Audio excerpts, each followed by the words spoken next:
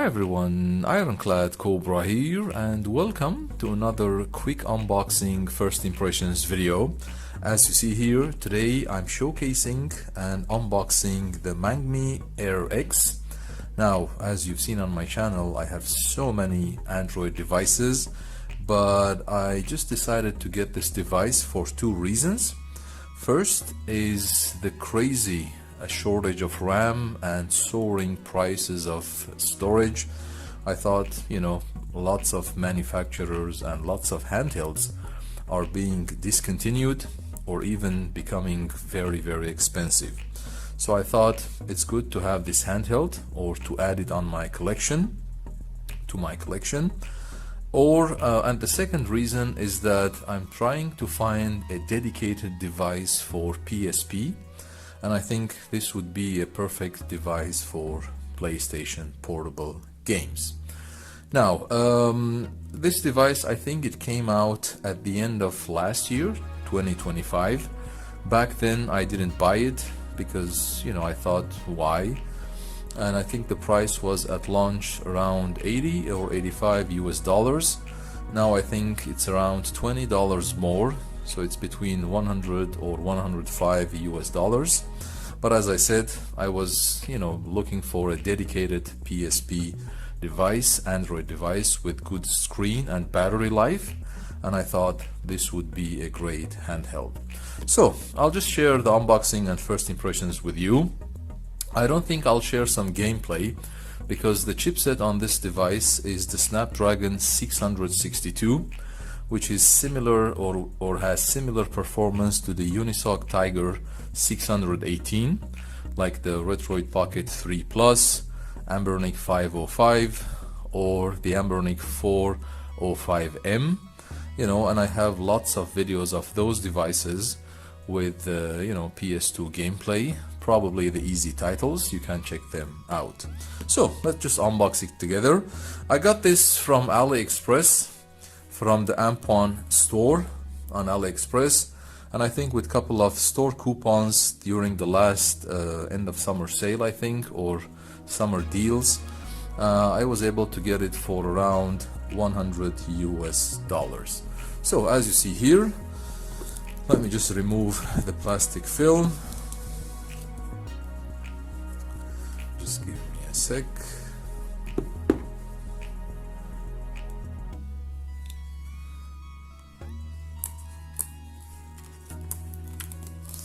Okay, let's see.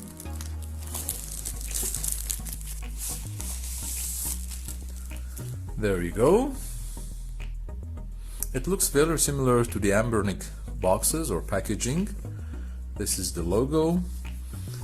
As you see here, I ordered the retro Game Boy or DMG color.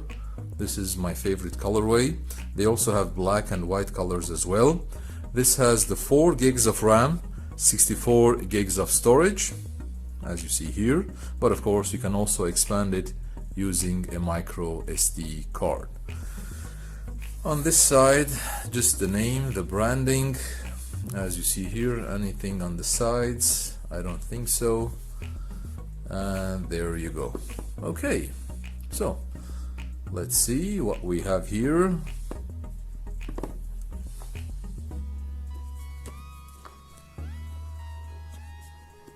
Okay, and I think I still find this device having a great price to performance ratio.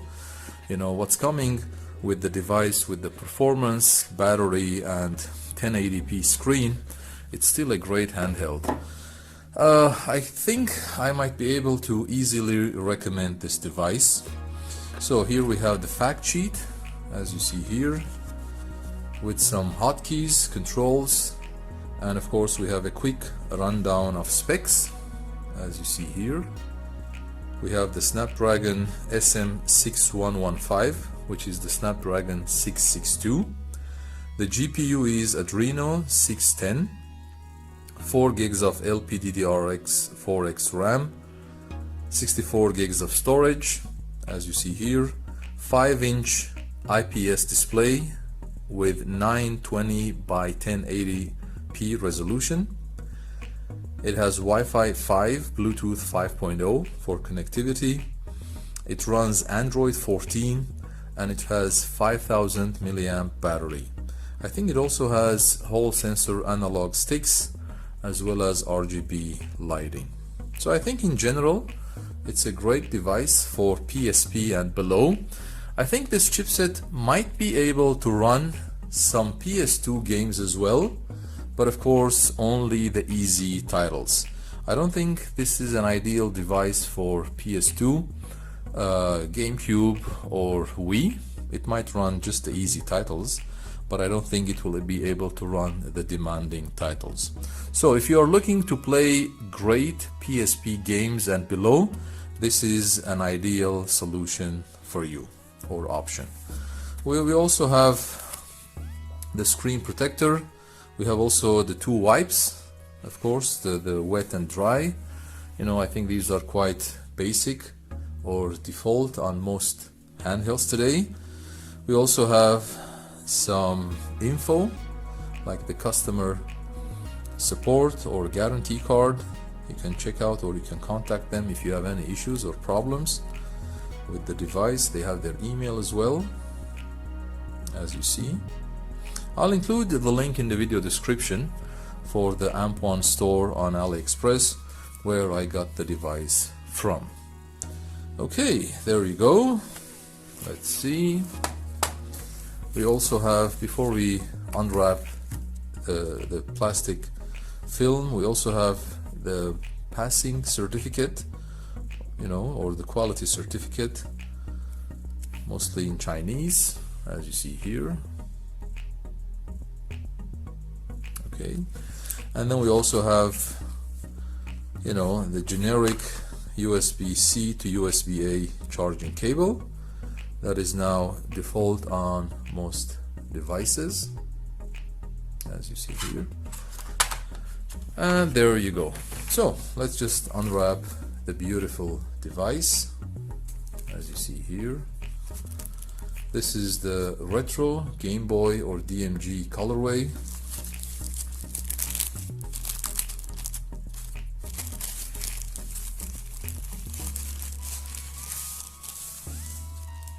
Wow, very, very beautiful device, as you see here.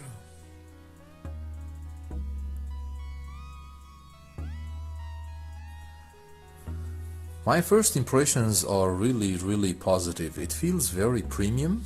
It looks like an Adreno device, as you see here. I think the layout or the design is very similar to Retroid devices, specifically the Retroid Pocket 4 or the 4 Pro. As you see here, let me just show you. This is my Retroid Pocket 4 Pro. So there you go. As you see here.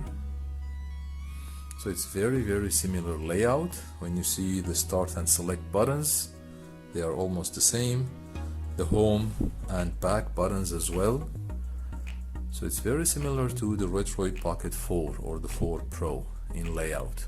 Of course, this has 4.7-inch display, this has 5.5, so it's a bigger display and it's a bit bigger in size as well, but in general they look very similar. I wish the Retroid still produces the DMG color or the retro color. I think the last Retroid device that had the DMG color was the Retroid Pocket 2S, with the red or dark magenta buttons. It's my favorite colorway. So as you see here, on top we have the exhaust vent, we have the on and off button, the volume rocker, stacked shoulder buttons and triggers with the beautiful dark cherry red color that complements the off-white color of the shell. At the back we have the active cooling. We have the MANGMI logo as well, and I think it has really good feel to it.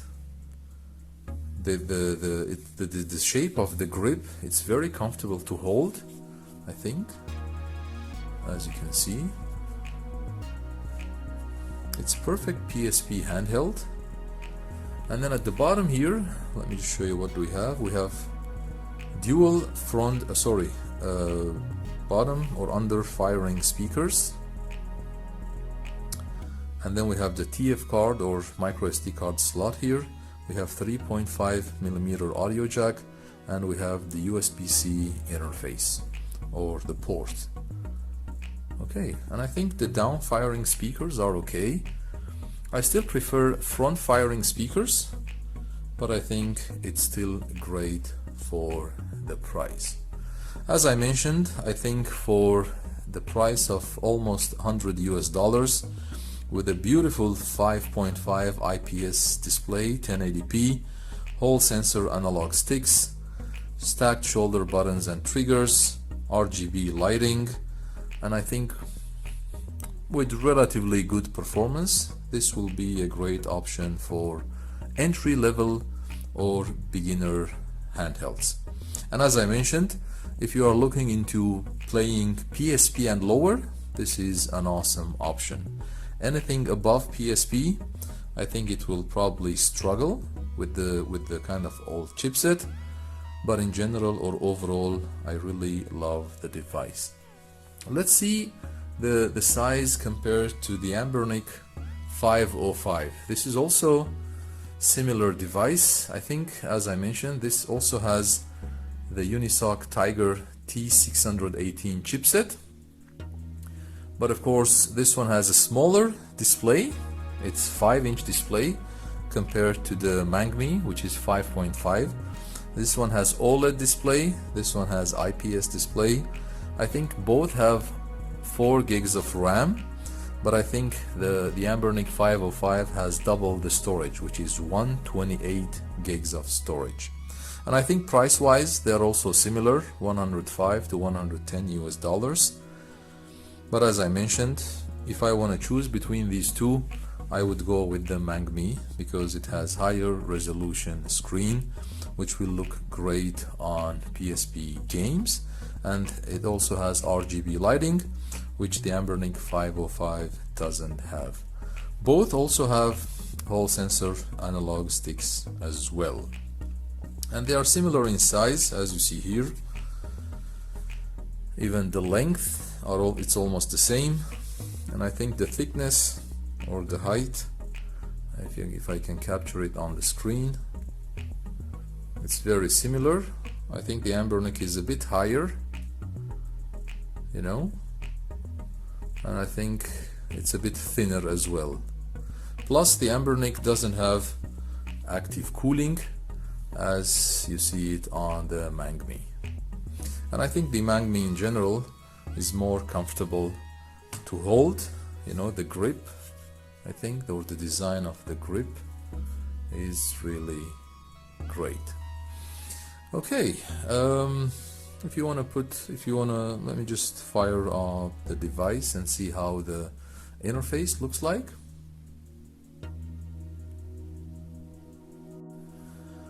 So let's turn on the device and see the MANGMI launcher or interface.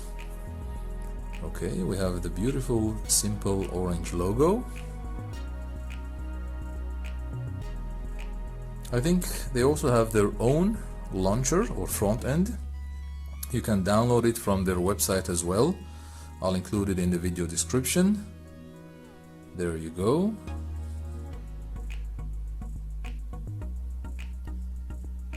It's really good build quality. I think MANGMI did a great job. Okay, let's unlock the screen.